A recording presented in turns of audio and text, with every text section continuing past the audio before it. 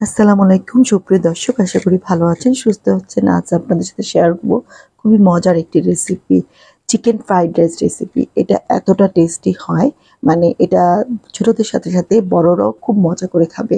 আর অল্প মসলায় তৈরি হবে এই রেসিপিটি। চলুন দেখে নিই এটা কিভাবে তৈরি করছি।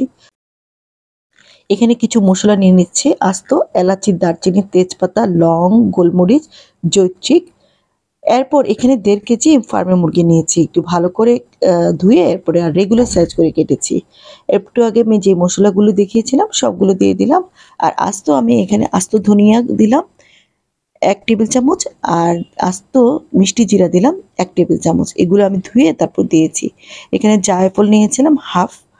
তারপর এখানে ১ টেবিল চামচ নিলাম আদা বাটা, ১ টেবিল চামচ নিলাম রসুন বাটা, লবণ স্বাদ মতো। কম দিলেও কোনো সমস্যা নেই। তো আমি একটু দিলাম ভর্তি করে। এরপর পরিমাণ মতো এখানে আমি শুকনো মরিচ দিলাম ৪-৫ টি। একটু ঝাল হলে ভালো লাগে। আর ভর্তি করে পানি দিয়ে দিলাম। এখানে আমি সিদ্ধ করব প্রায় ৪-৫ মিনিটের জন্য। আসলে মুরগি সিদ্ধ হতে বেশি সময় লাগে না। এটা আমি 80% সিদ্ধ করব।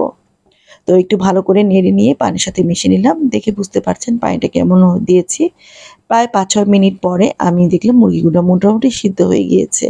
তারপর এগুলো আমি এখন ছেঁকে উঠিয়ে নিচ্ছি। এই চিকেনের এই পানিটা কিন্তু আমার পরবর্তীতে কাজে লাগবে। তো আমি আগে যতটুকু পারবেন মুরগিটা ভালো করে ছেঁকে নিবেন। এরপর পরবর্তীতে যে পানিটা থাকবে সেটাও একটু ভালো করে ছেঁকে নিবেন, যাতে কোনো মসলা না থাকে। তো এটা আমি রেখে দিলাম। আর এদিকে আমি একটা মসলা তৈরি করছি। এখানে হলুদ গুঁড়া 1/2 চা চামচ, মরিচ গুঁড়া 1/2 চা চামচ, ধনিয়া গুঁড়া ১ চা চামচ, জিরা গুঁড়া ১ চা চামচ, গরম মসলা 1/2 চা চামচ পরিমাণ নিয়েছি। তারপর এখানে লবণ স্বাদ মতো, আর আদা আর রসুন বাটা নিলাম ১ চা চামচ করে, মানে ২ চা চামচ, আর লবণ নিলাম স্বাদ মতো। এখানে কর্নফ্লাওয়ার নিয়েছি প্রায় ৩ টেবিল চামচ পরিমাণ। আপনারা আপনাদের পরিমাণ মতো নিবেন। এরপর একটু পানি দিয়ে এটা একটু গুলিয়ে নিচ্ছি। তো এখানে কিন্তু আমি একটু বেকিং পাউডারও দিয়েছিলাম সামান্য পরিমাণে। এরপর দেখেন মিশ্রণটা আপনাদের দেখিয়ে দিচ্ছি কেমন পরিমাণ হবে। আর এদিকে যে মুরগিটা আমি সিদ্ধ করে রেখেছিলাম সেটা কিন্তু ঠান্ডা হয়ে গিয়েছে। ঠান্ডা হওয়ার পরে এই মিশ্রণটা ভালো করে মুরগির মধ্যে এটা মেখে নিতে হবে। আপনারা যদি মনে করেন কর্নফ্লাওয়ার একটু বেশি লাগবে, দরকার হলে আরেকটু বেশি দিবেন। তো সেই অনুযায়ী এটা নিতে হবে। তারপর মুরগির গায়ে ভালো করে এটা লাগিয়ে নিচ্ছি। তারপর এটা মেরিনেট করে রাখার কিছু নেই। এখানে কড়াইতে একটু ডুবো তেল নিয়েছি। তারপর একটু ভালো করে গরম করে নিয়ে আমি এই চিকেনগুলো দিয়ে দিলাম। আপনারা দেখে বুঝতে পারছেন তেলের পরিমাণটা কতটুকু থাকবে। আর এদিকে কিন্তু একটু সময় নিয়ে এটা ভেজে নিতে হবে। আবার একদম পুরোটা না ভাজলেও হবে, কারণ একদম বেশি ভাজলে কিন্তু এটা শক্ত হয়ে যায়। পরবর্তীতে এটা কিন্তু ভাপে আরও সিদ্ধ হবে। তো সেই তেলের মধ্যে আমি সবগুলো চিকেন ভাজার পরে আমি এখানে ৬ টা ডিম নিয়েছি। হলুদ, মরিচ আর লবণ দিয়ে মেখে নিয়ে তারপর এই তেলের মধ্যে আমি লাল, লাল করে ভেজে নেব। আর এই ডিমগুলো একটু মাঝখান দিয়ে অল্প, অল্প করে কেটে দিয়েছি, যাতে ভিতরে একটু মসলা ঢুকে বা টেস্টটা ভালো লাগে।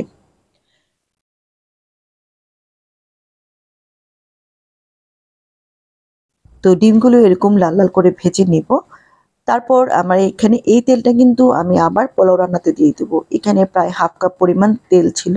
পরবর্তীতে আমি আবারও প্রায় 1/4 কাপ পরিমাণ তেল এখানে দিয়েছি। তো এরপরে আমি এটা আবারও, এখানে টোটাল 1/2 কাপের চেয়ে একটু বেশি পরিমাণ তেল আছে। একটা বড় পেঁয়াজ কুচি দিয়ে দিলাম, এলাচি, দারচিনি, তেজপাতা, গোলমরিচ আবারও দিয়েছি। এখানে আদা, রসুন বাটা টোটাল মিলে ১ টেবিল চামচ হবে। তারপর একটু মশলাটা কষিয়ে নিয়ে তার মাঝে আমি কিন্তু কোনো পানি দিইনি। আমি ২ টো টমেটো দিয়ে দিলাম। তো এগুলো ফ্রোজেন টমেটো দিয়ে আমি একটু ভালো করে মশলাটা কষিয়ে নিচ্ছি। এরপর লবণ দিয়ে আবারও স্বাদ মতো দিয়ে দিলাম লবণ। এরপর আবারও কষিয়ে নিলাম।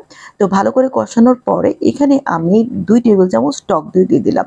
এই টক দইটা কিন্তু অবশ্যই দিবেন। এই টক দই দিলে কিন্তু টেস্টটা ভালো আসে। টক দই দিয়ে এই মসলা কিন্তু আবার ভালো করে কষিয়ে নিতে হবে। যেহেতু আদা বাটা, রসুন বাটা সবকিছু এখানে দেয়া হচ্ছে, আবার দইও দিয়েছি, তাই মসলাটা একটু ভালো করে কষিয়ে নিতে হবে। তো তেলটা উপরে উঠে গিয়েছে, আমার মসলাটা কিন্তু কষানো হয়ে গিয়েছে। মসলা কষানোর পরে পর্যায়ে আমি দিয়ে দিলাম ২ টো কাঁচামরিচ দিয়ে দিলাম। কাঁচামরিচ চাইলে একদম কুচি করেও দিতে পারেন। এরপর আমি এখানে যেই পানিটা চিকেনের পানিটা সেটা কিন্তু দেখলেন আমি এখানে দিয়ে দিলাম। এখানে প্রায় 1/2 কেজি পরিমাণ চিকেনের পানি আছে। আমি এখানে 1 কেজি পোলাও চালের করছি, 1 কেজি। তো আমার এখানে 6 কাপ পরিমাণ লাগবে। আমি এখানে 2 কাপ পরিমাণ চিকেনের পানিটা দিলাম। আরও 4 কাপ পরিমাণ পানি দিয়েছি। টোটাল আমার 6 কাপ, আর একটু বেশি আমি মানে আরও হাফ কাপ পরিমাণ পানি দিয়েছি। 6.5 কাপ পরিমাণ আমি এখানে পানি দিলাম। তারপর এখানে ধনেপাতা অবশ্যই দিবেন। পারলে পুদিনা পাতাও দিবেন। আমি দিয়েছি অল্প কিছু, আর কাঁচামরিচ দিয়েছি। যখন এটা ফুটে আসবে সেই ধুয়ে রাখা 1 কেজি চাল এখানে দিয়ে দিলাম। তারপর এটা নাড়তে নাড়তে এটা যখন চুলাটা কিন্তু এই পর্যায়ে একটু বাড়ানো আছে। এরপর যখন বলক উঠবে তখন আমি চুলার আঁচটা একটু কমিয়ে রেখে ঢাকনা দিয়ে রাখবো। তারপর প্রায় 5-6 মিনিট পরে দেখেন এই যে পানিটা কিন্তু একটু লাগা লাগা হয়ে গিয়েছে। ঠিক এই পর্যায়ে আপনারা কিন্তু চুলার আঁচটা কমিয়ে দিবেন একদম। তারপর এখানে আমি যে চিকেনগুলো ভেজে রেখেছিলাম সেগুলো এখানে আমি বিছিয়ে দিব। এই চিকেনগুলো আমার আসলে আমি পুরোপুরি ভাজা হয়নি। ১ম এ যেহেতু 80% আমার এখানে সিদ্ধ ছিল, আরেকটু ভাজা হয়ে গিয়েছে। মোটামুটি 90% এর মতো এটা করা আছে, সিদ্ধ আছে। তারপর বাকিটা কিন্তু এটা হাফ এই আমি যখন ভাপে দিব এটা পুরোটা সিদ্ধ হয়ে যাবে। সবগুলো চিকেন এখানে বিছিয়ে দেওয়ার পরে আমি এর ফাঁকে, ফাঁকে ৬ টা ডিম আছে সেগুলোও দিয়ে দিচ্ছি। সুন্দর করে বিছানোর পরে এই পর্যায়ে আমি এখানে দিয়ে দিলাম পেঁয়াজ বেরেস্তা। পেঁয়াজ বেরেস্তাটা দিলে কিন্তু টেস্টটা অনেকটা ভালো আসে। তারপর একটু আমি চিনিও দিয়ে দিয়েছিলাম, হয়তো দেখা যায়নি, ভিডিওটা করা হয়নি। এরপর আমি ঢাকা দিয়ে রেখেছিলাম ৫ মিনিটের জন্য। আর আমি কিন্তু তাওয়াতে বসিনি, এমনি চুলার উপর বসিয়েছি। তো ৫ মিনিট পরে ৫ থেকে ৬ মিনিট পরে দেখেন এটা এতটা ভাপ উঠেছে যে চালগুলো, নিচের চালগুলো আমি একটু উপরে উঠিয়ে দিলাম আর উপরের চালগুলো নিচে গেল। এটা কাজটা কিন্তু অবশ্যই করবেন, তাহলে এই চিকেনগুলো অনেকটা জুসি হয়। একটু ভালো করে নেড়ে সাবধানে নাড়তে হবে, না হলে ডিমগুলো ভেঙে যেতে পারে।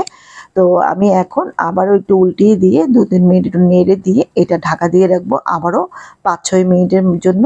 এই ৫-৬ মিনিটের পরে কিন্তু এটা পুরোপুরি সিদ্ধ হয়ে যাবে। চাইলে আপনারা তাওয়ার উপরে রাখতে পারেন। যেই পাতিলে রান্না করবেন সেটা যদি একটু পাতলা টাইপের হয়ে থাকে তবে একটু তাওয়ার উপর রেখে দিলেই কিন্তু পোলাওটা সুন্দর ভাব চলে আসে। আশা করি আজকের এই ফ্রাইড চিকেন রেসিপিটা আপনারা অবশ্যই বাসায় একবার হলেও তৈরি করে খাবেন, বাচ্চাদেরকে খাওয়াবেন, নিজেরাও খাবেন। এটা ছোটদের সাথে, সাথে বড়রা অনেক পছন্দ করে খায়। এটা কিন্তু এমনি, এমনি সালাদের সাথে বা যেকোনো হালকা পাতলা রেসিপির সাথে এটা খাওয়া হয়ে যায়। তো আশা করি আজকের রেসিপিটি ভালো লেগেছে। ভালো লাগলে লাইক দিবেন, কমেন্ট করবেন। আবারও এরকম মজার, মজার রেসিপি নিয়ে আপনাদের সামনে হাজির হব। সেই পর্যন্ত সবাই ভালো থাকবেন। আল্লাহ হাফেজ।